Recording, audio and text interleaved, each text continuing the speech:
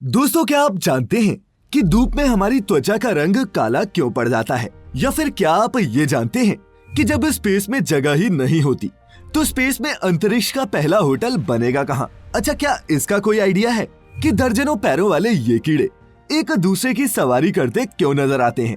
जानता हूँ ये कुछ सवाल दिमाग चकरा देने वाले हैं, लेकिन आप चिंता मत कीजिए, क्योंकि इन सवालों के जवाब देने के साथ साथ बता जाऊंगा आपको अगले 10 मिनटों में ऐसा बहुत कुछ जो बना देगा आपको पहले से ज्यादा सजग और समझदार। तो छोड़ के अपने सभी गैर जरूरी काम, बांध लीजिए अपनी अपनी कमर पेटियां एक बार फिर। बिना आपका कीमती वक्त जाया किए शुरू करते हैं आज का ये रोमांचक सफर।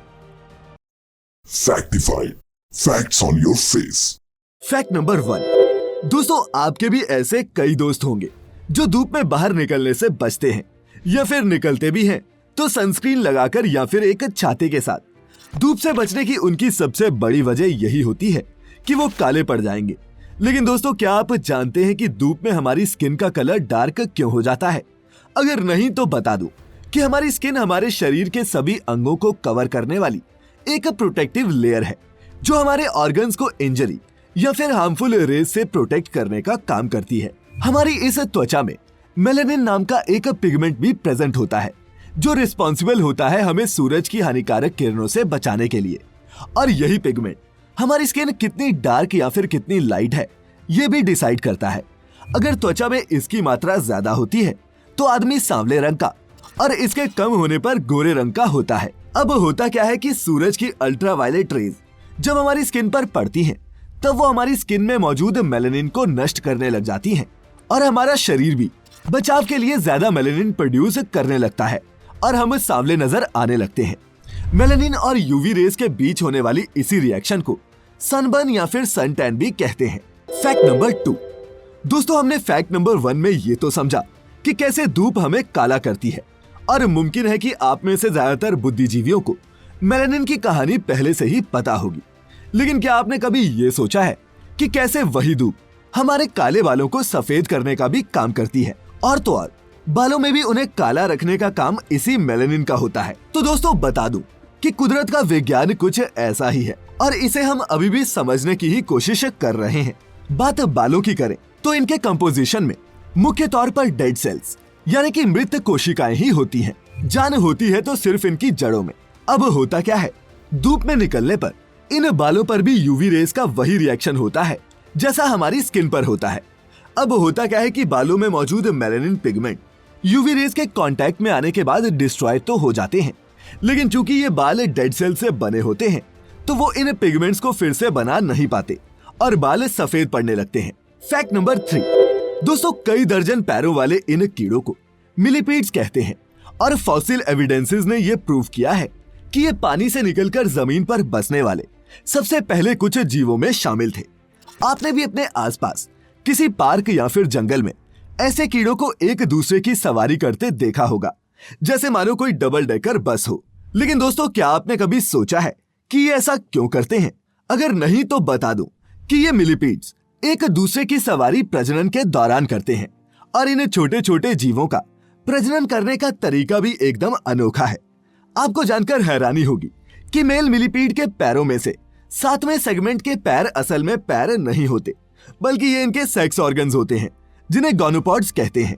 मेल मिलीपीड इन्हीं के इस्तेमाल से किसी फीमेल में स्पर्म्स ट्रांसफर करता है। लेकिन वही बात करें फीमेल मिलीपीड्स की, तो इनमें वल्वा इनके सेकंड पेयर ऑफ लेग्स के पीछे होता है।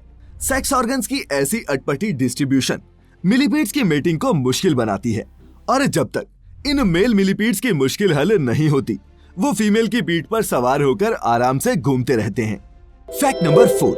दोस्तों, फैक्टिफाइड की पिछली एक वीडियो में मैंने आपको अंतरिक्ष में बनने वाले पहले होटल के बारे में बताया था, और मुमकिन है कि आप इंटरनेशनल स्पेस स्टेशन के बारे में भी जानते होंगे। अब दोस्तों, क्या आपने कभी ये सोचा है कि जब अंतरिक्ष में कोई जमीन का टुकड़ा है ही नहीं, तो ये सब स्टेशंस आखिर बनते कहाँ हैं? अगर नहीं तो साइंस की कम जानकारी रखने वालों को बता दूं कि स्पेस में बनने वाली ये इंस्टॉलेशंस किसी फिजिकल जगह पर नहीं बनाई जाती, बल्कि ये बीच हवा में पृथ्वी के इर्द गिर्द 460 किलोमीटर प्रति घंटा की रफ्तार से लगातार चक्कर लगा रही होती हैं। और ये सारा कमाल होता है ग्रेविटी का। दरअसल पृथ्वी के इर्द गिर्द एक पर्टिकुलर डिस्टेंस पर अगर किसी ऑब्जेक्ट को प्लेस कर दिया जाए तो ग्रेविटेशनल फोर्स के चलते वो ऑब्जेक्ट हमारे ग्रह के इर्द गिर्द एक ऑर्बिट में चक्कर काटती रहेगी, बिल्कुल उसी तरह जिस तरह पृथ्वी अपने से आकार में कई गुना बड़े सूरज का चक्कर काटती है। पृथ्वी के ऐसे ही किसी ऑर्बिट में पहले किसी भी स्टेशन का बेसिक ढांचा प्लेस किया जाता है और फिर जब वो अपने ऑर्बिट में घूमने लगे तो प्रिसाइज कैलकुलेशंस करके बाकी के पार्ट्स भी उस पर पहुंचाए जाते हैं, जिन्हें असेंबल करने का काम एस्ट्रोनॉट्स वहीं स्पेस में करते हैं। आईएसएस को इसी तरीके से बनाया गया था, जहां इंटरनेशनल स्पेस स्टेशन को धरती की सतह से 408 किलोमीटर ऊपर ऑर्बिट में प्लेस किया गया है। वहीं स्पेस में बनने वाले पहले होटल की प्रोपोज्ड ऑर्बिटल हाइट 500 से 550 किलोमीटर के बीच रखी गई है। Fact number 5। दोस्तों, आसमान में कभी तारे देखने का मौका मिलता होगा तो आप भी सोचते होंगे कि काश आप इन स्टार्स, प्लैनेट्स या फिर स्टार्स से बनने वाली कॉन्स्टलेशंस का नाम जानते होते। लेकिन स्मार्टफोन के इस युग में ये करना कोई मुश्किल है भी नहीं। तो मेरे जिज्ञासु दोस्त, आपको करना क्या है कि सिर्फ अपने फोन के प्ले स्टोर में जाकर एक ऐप डाउनलोड करनी है जिसका नाम है स्काई मैप, और वो कुछ ऐसी दिखती है। अब ये ऐप करती क्या है कि आपके फोन के कैमरा का इस्तेमाल करके आपको ये बताती है कि दूर दिख रहा तारा असल में तारा है भी या नहीं, या फिर वो कोई प्लैनेट है, उसका नाम क्या है, और ये भी कि आसमान में कौन सी कॉन्स्टलेशन कहां पर है। और तो और आप इसमें पृथ्वी की दूसरी तरफ देखे जाने वाले तारे और प्लैनेट्स भी देख सकते हो। तो है ना ये एक कमाल की ऐप, कैसी लगी कमेंट्स में जरूर बताना। Fact number 6। दोस्तों, मैंने आपको फैक्टिफाइड के एक एपिसोड में बताया था कि अमेज़न के वर्षावनों को पृथ्वी के फेफड़े भी कहा जाता है, क्योंकि ये विशालकाय जंगल हमें बहुत सारी ऑक्सीजन देने का काम तो करता ही है, साथ ही साथ एटमॉस्फेयर में फैली कार्बन डाइऑक्साइड को एब्जॉर्ब भी करता है। लेकिन सच कहें तो ये जंगल पृथ्वी के फेफड़े थे, अब नहीं रहे। और मैं ऐसा इसलिए कह रहा हूँ क्योंकि द गार्जियन की एक रिपोर्ट के मुताबिक अब अमेज़न जितनी कार्बन डाइऑक्साइड एब्जॉर्ब नहीं करता, उससे कई गुना ज्यादा वो प्रोड्यूस करने लग गया है। जी हाँ दोस्तों, अमेज़न से प्रोड्यूस होने वाली इन एमिशंस का अंदाजा 1 बिलियन टन सालाना के आसपास से लगाया गया है। और इसका सबसे बड़ा कारण है जंगल में लगने वाली आग, जो कभी गलती से लगती है तो कभी जमीन साफ करने के लिए खुद लगाई जाती है। पिछले कुछ दशकों में अमेज़न का फॉरेस्ट कवर कितनी स्पीड से घटा है, इसका अंदाजा आप इन कुछ तस्वीरों से लगा सकते हैं। Fact number 7। दोस्तों, कुछ समय पहले एक पुराने मंदिर पर साइकिल पर सवार इंसान की कार्विंग मिलने पर कुछ लोगों ने जमकर ये फेक न्यूज फैलाई कि जी भारत में तो साइकिल यूरोप से कई सदियां पहले ही आ गया था और हम कितने एडवांस थे, ये कार्विंग सबूत है उसका। लेकिन जब बाद में इसकी पड़ताल की गई तो सामने आया कि पत्थर पर यह नक्काशी तमिलनाडु के पंचवर्ण स्वामी टेम्पल की है। और हिस्टोरियंस की माने तो ये 1920 के लगभग जब इस टेम्पल की रेनोवेशन की गई, उसी दौरान किसी आर्टिस्ट ने वहां गढ़ी थी। अब दोस्तों, ये बताने के पीछे मेरा मकसद न तो हमारे टेम्पल्स को ब्लेम करना है और न ही अपनी भारतीय सभ्यता को नीचा दिखाना है।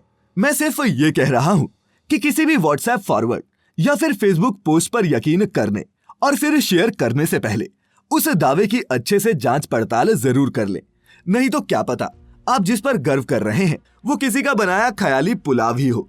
खैर, फैक्ट नंबर 8। दोस्तों, आपको या हमें अगर किसी भी दूसरे देश की यात्रा करनी हो तो हमारे पास पासपोर्ट होना जरूरी है।